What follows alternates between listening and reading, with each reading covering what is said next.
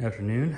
I'm just making a short video for anybody out there that had a similar problem to me. As I had an idiot moment, dropped my bike, and luckily just scratched my mirror and broke my clutch lever, but had to replace the clutch lever, and Harley had them on back order for several months, so I couldn't get one anytime soon. And I went to the aftermarket, and there ain't much on the aftermarket either. Puge makes, or Puge, or however you pronounce that, they make some levers now, but they're kind of weird because you can get the lever, but you can't buy the little bracket that it mounts to.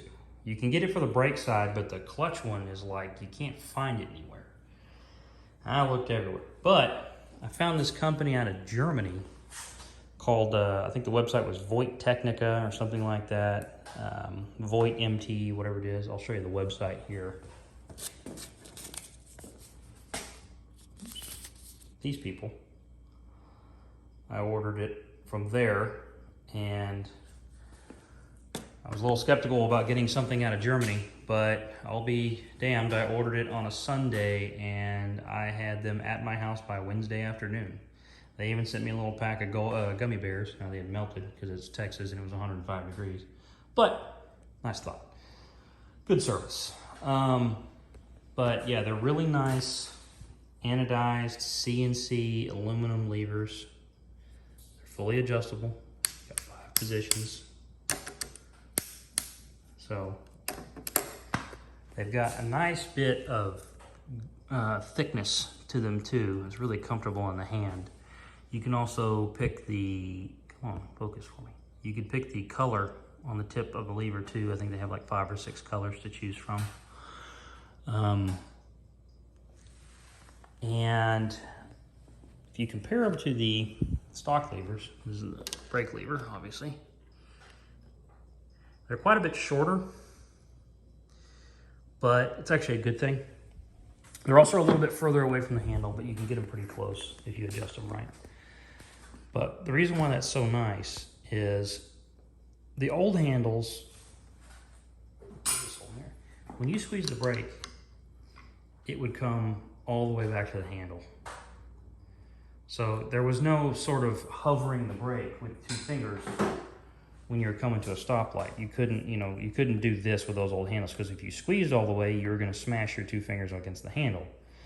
So these, you can 2 finger it and squeeze as hard as you want. You're not really gonna get it all the way back to the bar. They give you a lot more space. And plus that thick lever gives you, it's more comfortable on the fingers, especially if you get noodles for hands like I do.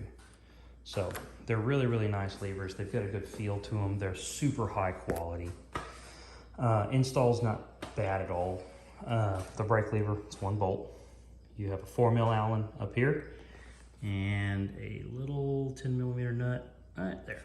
Take the nut off first, and then you'll unscrew this. The whole assembly comes out. Take the, obviously clean up the grease.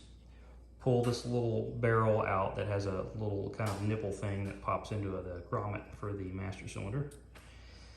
You'll take the new one, pop it in, and you're gonna have to kind of play with how many turns you need to make this work, because you don't want any play in this brake lever at all. You want it to be to where it sits natural and there's no push in, or this is completely soft.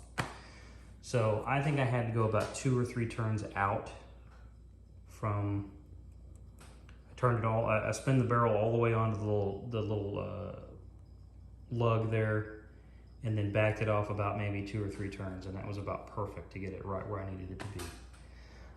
The clutch though, the clutch is kind of a pain in the butt. Let me get a flashlight and explain.